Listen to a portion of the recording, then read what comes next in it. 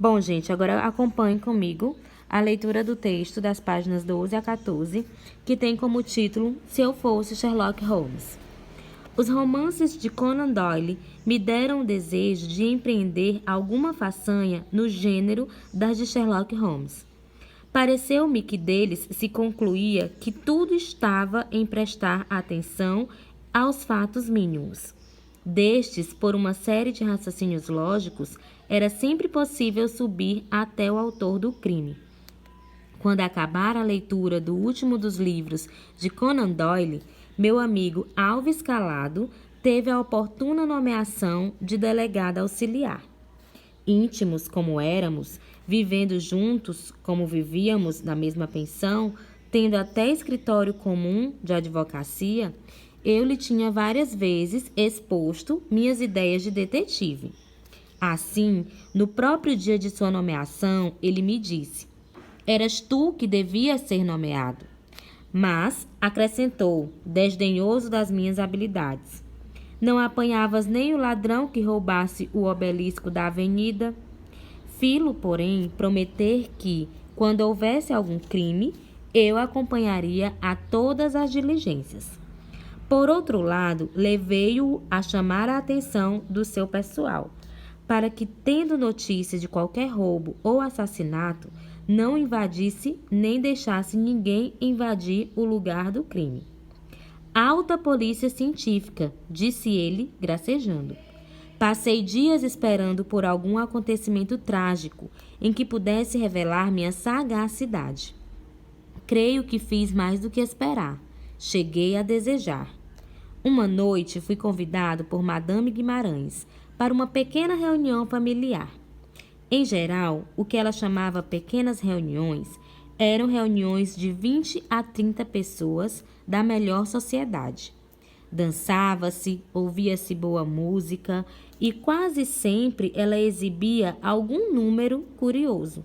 Artistas de teatro, de music hall ou de circo que contratava para esse fim. O melhor, porém, era talvez a palestra que então se fazia, porque era mulher muito inteligente e só convidava gente de espírito. Fazia disso questão. A noite em que eu lá estive entrou bem nessa regra. Em certo momento, quando ela estava cercada por uma boa roda, apareceu Sinhazinha Ramos.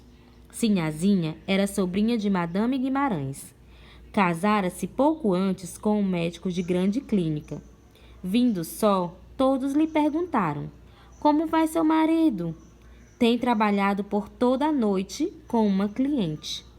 A casa era de 2 andares e Madame Guimarães, nos dias de festas, tomava a si arrumar capas e chapéus femininos no seu quarto. "Serviço de vestiário é exclusivamente comigo. Não quero confusões." Nisto, uma das senhoras presentes veio despedir-se de Madame Guimarães. Precisava de seu chapéu. A dona da casa, que para evitar trocas e desarrumações, era a única a penetrar no quarto que transformara em vestiário.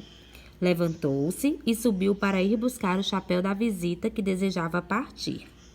Não se demorou muito tempo. Voltou com a fisionomia transtornada. "Roubaram-me! Roubaram o meu anel de brilhantes!" Todos se reuniram em torno dela. Como era, como não era. Não havia, aliás, nenhuma senhora que não o conhecesse. Um anel com 3 grandes brilhantes de um certo mau gosto espetaculoso, mas que valia de 60 e 80 contos. Sherlock Holmes gritou dentro de mim: "Mostra o teu talento, rapaz." Sugeri logo que ninguém entrasse no quarto. Ninguém! Era preciso que a polícia pudesse tomar as marcas digitais que por acaso houvesse na mesa de cabeceira de Madame Guimarães, porque era lá que tinha estado a joia. Saltei ao telefone, toquei para o Alves Calado, que se achava de serviço nessa noite, e preveni-o do que havia, recomendando-lhe que trouxesse alguém, perito em datiloscopia.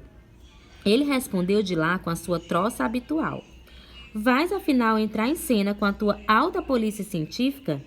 Objetou-me, porém, que a essa hora não podia achar nenhum perito. Aprovou, entretanto, que eu não consentisse ninguém entrar no quarto. Subi então com todo o grupo para fecharmos a porta à chave. Antes de se fechar, era porém necessário que Madame Guimarães tirasse as capas que estavam no seu leito. Todos ficaram no corredor, mirando, comentando. Eu fui o único que entrei, mas com um cuidado extremo, um cuidado um tanto cômico de não tocar em coisa alguma. Retiradas as capas, o zum-zum-zum das conversas continuava. Ninguém tinha entrado no quarto fatídico. Todos o diziam e repetiam. Foi no meio dessas conversas que Sherlock Holmes cresceu dentro de mim. Anunciei. Já sei quem furtou o anel. De todos os lados surgiam exclamações. Algumas pessoas se limitavam a interjeições. Ah! Oh! Outras perguntavam quem tinha sido. Sherlock Holmes disse o que ia fazer, indicando um gabinete próximo. Eu vou para aquele gabinete. Cada uma das senhoras aqui presentes fecha-se ali em minha companhia por 5 minutos. Por 5 minutos? Indagou o Dr. Caldas. Porque eu quero estar o mesmo tempo com cada uma, para não se poder concluir da maior demora com qualquer delas que essa foi a culpada. Serão para cada uma 5 minutos cronométricos. Houve uma hesitação.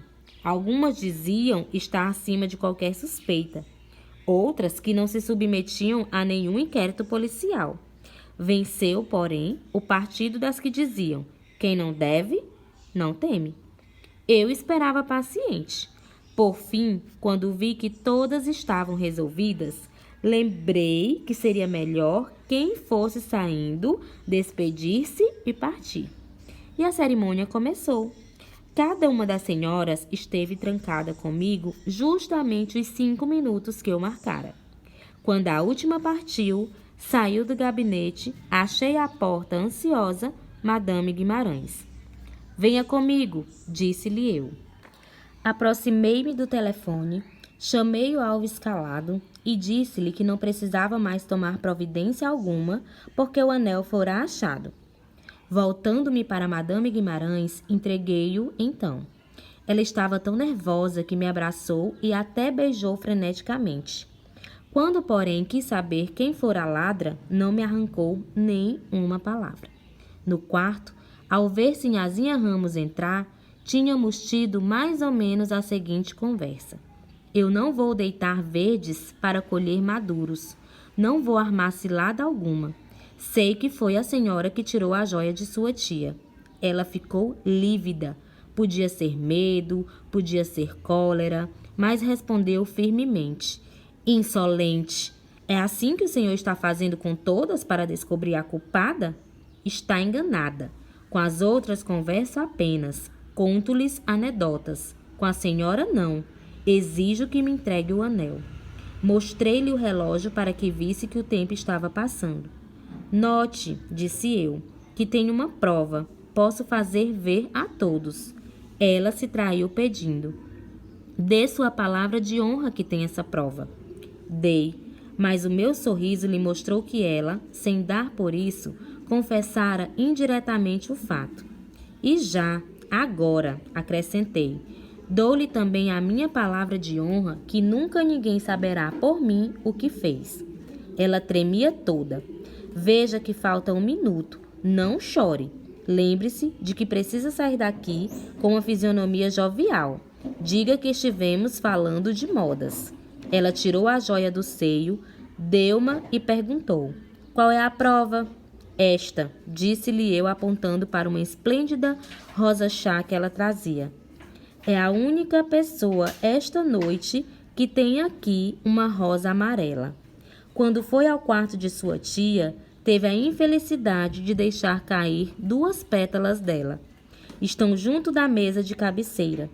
Abri a porta. Sinhazinha compôs magicamente, imediatamente, o mais encantador, o mais natural dos sorrisos e saiu dizendo: se este Sherlock fez com todas o mesmo que comigo, vai ser um fiasco absoluto. Não foi fiasco, mas foi pior. Quando Sinhazinha chegara, subira logo. graças à intimidade que tinha na casa, onde vivera até a data do casamento, podia fazer isso naturalmente. Ia só para deixar a sua capa dentro de um armário. Mas, à procura de um alfinete, abriu a mesinha de cabeceira, viu o anel, sentiu a tentação de roubá-lo, e assim fez. Lembrou-se de que tinha de ir para a Europa daí a um mês. Lá, venderia a joia. Desceu então novamente com a capa e mandou pô-la no automóvel. E como ninguém a tinha visto subir, pôde afirmar que não fora ao andar superior. Eu estraguei tudo. Mas a mulherzinha se vingou. A todos insinuou que provavelmente o ladrão tinha sido eu mesmo. E vendo o caso descoberto antes da minha retirada, armara aquela encenação para atribuir a outrem o meu crime. O que sei é que Madame Guimarães, que sempre me convidava para suas recepções, não me convidou para a de ontem. Terá talvez sido a primeira a acreditar na sobrinha.